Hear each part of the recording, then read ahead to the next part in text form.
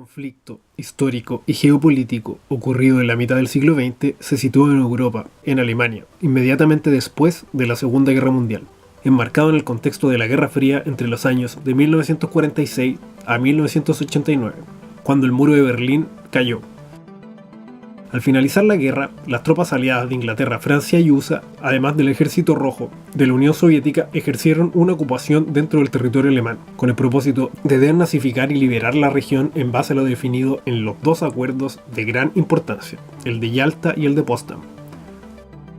Uno realizado meses antes que terminara la Segunda Guerra Mundial y el otro inmediatamente meses después de que terminó la guerra, cuyos propósitos fueron desnazificar y democratizar la región. El Acuerdo de Yalta se realizó en febrero de 1945, donde Roosevelt, Stalin y Churchill se reunieron para reorganizar el territorio europeo ante la inminente derrota nazi. La conferencia de Potsdam fue la segunda conferencia, la cual tuvo el mismo propósito. Se concretó en una pequeña ciudad cercana a Berlín y congregó nuevamente la presencia de los aliados, encabezados por Joseph Stalin, al mando de la URSS el primer ministro Winston Churchill, encabezando Inglaterra, y el presidente Harry Truman. Su objetivo fue la puesta en vigor de las medidas acordadas anteriormente en la conferencia de Yalta. Tras esta conferencia, Alemania quedó dividida en una zona de administración británica, soviética, americana y francesa. De este modo, comienza a gestarse la bipolarización del mundo en dos bloques ideológico-políticos, dividida por la cortina de hierro, la cual se consolidó progresivamente en el tiempo y separó a Europa Occidental, perteneciente al bloque capitalista, y al bloque del Este, perteneciente al sistema comunista, integrado por los países del Pacto de Varsovia. Conflictos económicos, políticos e ideológicos comprometidos marcaron significativamente gran parte de la historia de la segunda mitad del siglo XX. Las dos superpotencias deseaban implantar su modelo de gobierno en todo el planeta. Las primeras gestiones llevadas a cabo fueron de parte de Estados Unidos, a través de la política del Plan Marshall, incentivada por el presidente Harry Truman en el año 1948, que consistió en la intervención económica por medio de capitales privados en el territorio alemán, lo que significó un gran crecimiento productivo para Europa Occidental, pero a su vez una amenaza para las repúblicas socialistas, al ver que Alemania Occidental prosperaba en base a este modelo liberal y capitalista.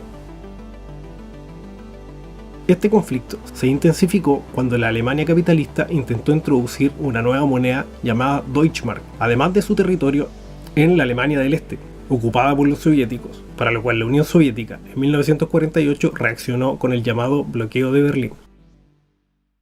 Ante esta tensión geopolítica, los territorios al mando de los aliados se unieron conformando en el año 1949 la República Federal Alemana, RFA, en torno a las áreas de Francia, Inglaterra y Estados Unidos, lo cual generó una respuesta inmediata de parte de la Unión Soviética en ese mismo año, al conformar los territorios del este de Alemania socialista en la llamada República Democrática Alemana, RDA.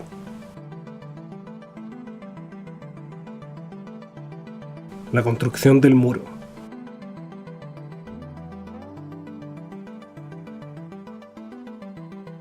En los años siguientes, los dos sistemas políticos se vieron inmersos en diversos conflictos, principalmente desde la RDA, la cual experimentó la fuga masiva de población durante sus primeros años de funcionamiento, los cuales se fugaban hacia la RFA debido a las mejores condiciones económicas que ofrecía este territorio.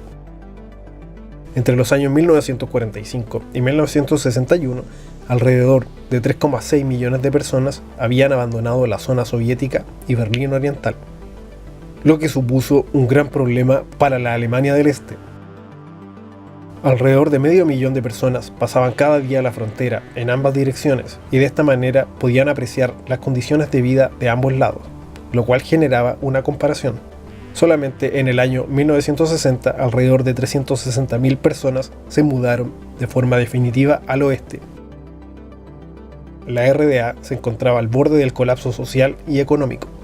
Es por esta razón que la noche del 12 de agosto de 1961, las autoridades de la RDA decidieron levantar un muro provisional y cerrar 69 de los 81 puntos de control que existían a lo largo de la línea que dividía a la ciudad en dos.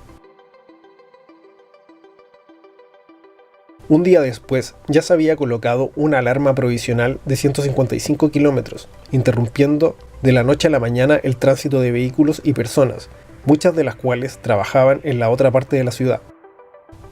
De hecho, la primera persona que murió tratando de cruzar el muro fue Günther Littfin. Fue abatido cuando desde Berlín Oriental regresaba a Berlín Occidental, donde vivía y trabajaba. Con el paso de los años, el muro, que inicialmente fue construido con ladrillos, acabó por convertirse en una pared de hormigón de entre 3,5 y 4 metros de altura, denominado el Muro de Berlín, o el Muro de la Vergüenza por parte de los aliados. La caída del Muro de Berlín.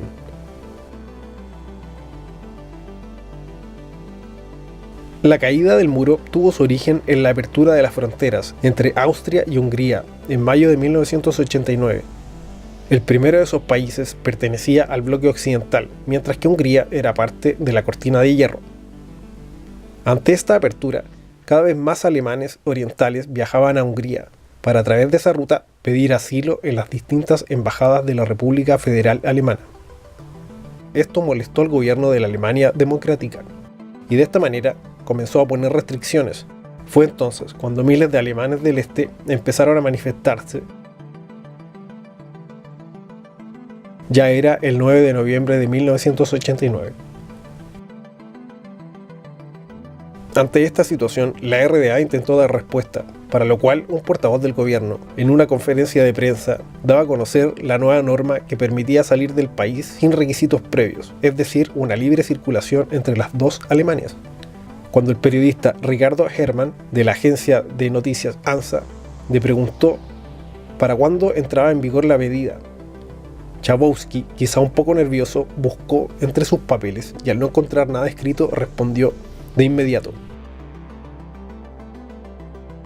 Esa misma noche fue emocionante. Miles de personas se agolparon en los puntos de control para cruzar a Berlín Occidental.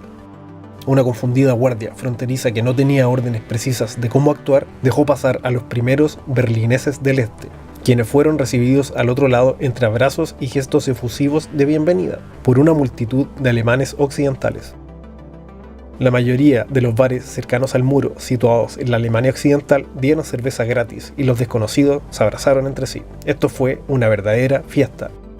La euforia se prolongó durante los siguientes días. Las imágenes dieron vuelta al mundo y alentaron revoluciones en países de la cortina de hierro, es decir, del eje socialista en Europa, que luego se desvincularon de la influencia soviética. Casi un año después, el 3 de octubre de 1990, Alemania concretó su reunificación con la fusión de la RDA y la RFA en un solo estado. Como dato curioso, cabe destacar que el 21 de julio de 1990, cercano a la puerta de Brandenburgo, se realizó como celebración de la unificación un concierto masivo que contó con estrellas del rock como Roger Waters, perteneciente a la banda de Pink Floyd, y la banda alemana Scorpions, Cyndi Lauper, James Galway, Van Morrison, Sinéad O'Connor, Thomas Dolby, Albert Fine y la Orquesta Sinfónica de Berlín.